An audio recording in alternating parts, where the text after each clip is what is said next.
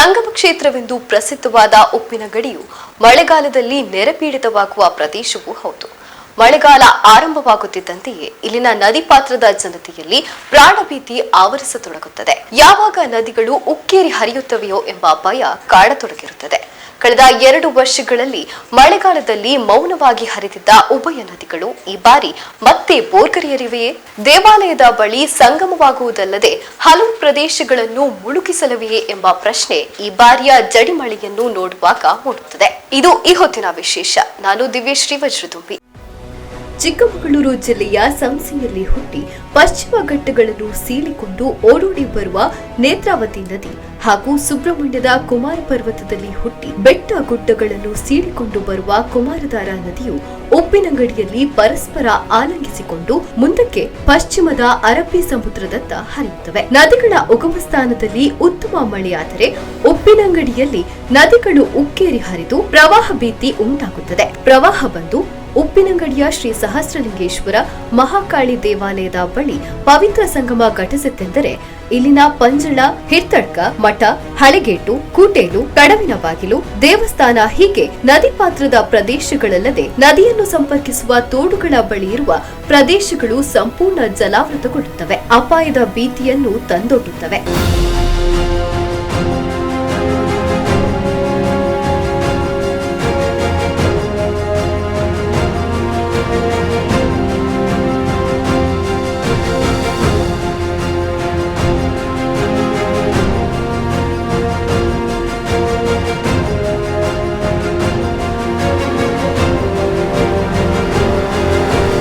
ಕಳೆದ ಕೆಲವು ದಿನಗಳಿಂದ ನದಿ ಉಗಮ ಪ್ರದೇಶದಲ್ಲಿ ಹಾಗೂ ಉಪ್ಪಿನಂಗಡಿ ಭಾಗದಲ್ಲಿ ಉತ್ತಮ ಮಳೆಯಾಗುತ್ತಿದ್ದು ನೇತ್ರಾವತಿ ಹಾಗೂ ಕುಮಾರಧಾರ ನದಿಗಳು ಮೈದುಂಬಿ ಹರಿಯುತ್ತಿವೆ.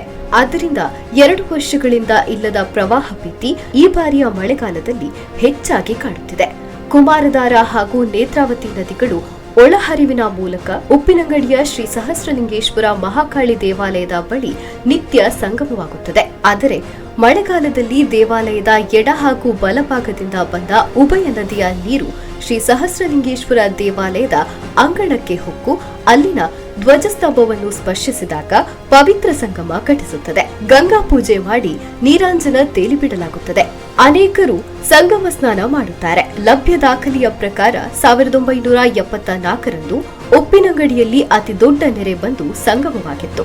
ಬಳಿಕ 1997, 2008, 2009 ಹಾಗೂ 2013ರಲ್ಲಿ ಸಂಗಮವಾಗಿತ್ತು. ಆ ಬಳಿಕ ಸಂಗಮವಾಗಿದ್ದು 2019ರಲ್ಲಿ.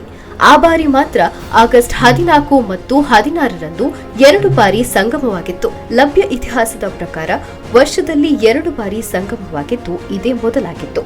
ಬಳಿಕ 2019ರಲ್ಲಿಯೂ ಸಂಗಮವಾಗಿದ್ದು ಆ ದಿನ ಆಗಸ್ಟ್ 9ರಂದು ಆದ ಸಂಗಮ 10ರಂದು ಮುಂದುವರೆದಿತ್ತು. ಹಿರಿಯರ ಪ್ರಕಾರ ಅಂದಿನ ನೆರೆ ಮಾತ್ರ 1974ರ ಅತಿ ದೊಡ್ಡ ನೆರೆಯನ್ನು ನೆನಪಿಸಿದ್ದಂತೆ. ಆ ಬಳಿಕದ 2 ವರ್ಷಗಳಲ್ಲಿ ಉಭಯ ನದಿಗಳು ಶಾಂತವಾಗಿಯೇ ಹರಿದಿದೆ.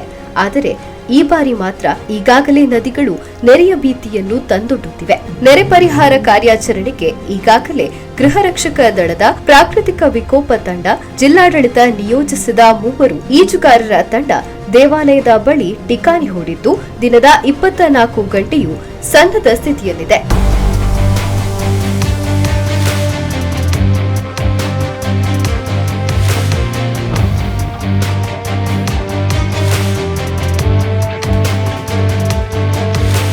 ನದಿಯ ನೀರಿನ ಮಟ್ಟವನ್ನು ಯಾವಾಗ ಏನಾಗ್ತದೆ ಅಂತ ಹೇಳಲಿಕ್ಕೆ ಬರುವುದಿಲ್ಲ.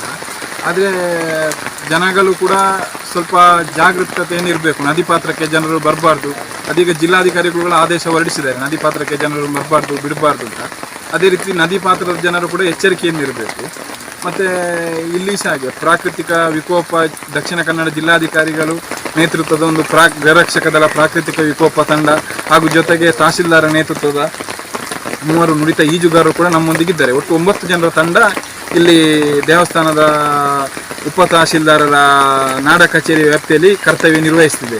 ಕಂದಾಯ ಇಲಾಖೆ ಹಾಗೂ ಪೊಲೀಸ್ ಇಲಾಖೆಯೊಂದಿಗೆ ಸಹಕಾರದೊಂದಿಗೆ ಕರ್ತವ್ಯ ನಿರ್ವಹಿಸುತ್ತಿದೆ. ಅದರಲ್ಲಿ ಸಂಗಮ ಆದ ತಕ್ಷಣ ಅಲ್ಲಿ ಸುಬ್ರಹ್ಮಣ್ಯ ಕ್ರಾಸು, ಹಳೆಗೇಟು, ಮಠ, ಹಿರ್ತಡ್ಕ ಇಲ್ಲೆಲ್ಲ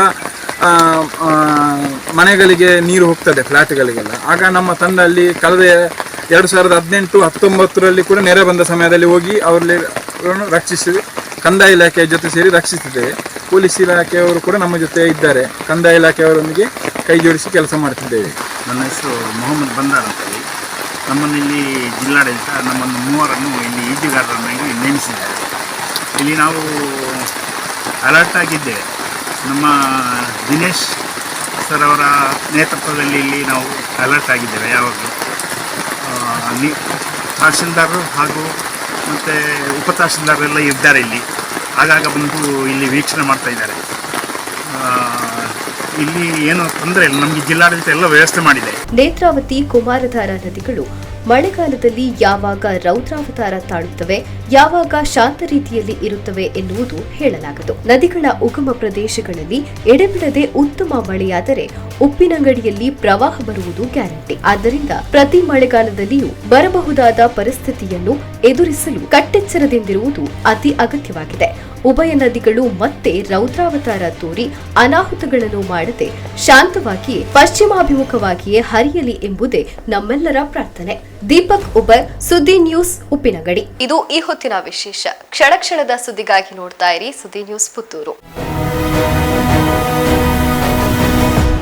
ದೇಶದ ಪ್ರತಿಷ್ಠಿತ ಕೇಕ್ ಮಳಿಗೆ 7th ಹೆವನ್ ಈಗ ಪುತ್ತೂರಿನಲ್ಲಿ.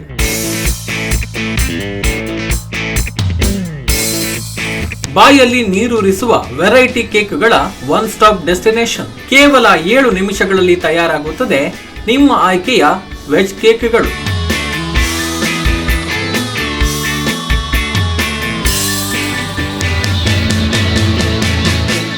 ಭೇಟಿ ನೀಡಿ ಮತ್ತು ನಿಮ್ಮ ಸಂತಸದ ಸಮಯವನ್ನ ಇನ್ನಷ್ಟು ಸವಿಯಾಗಿಸಿ.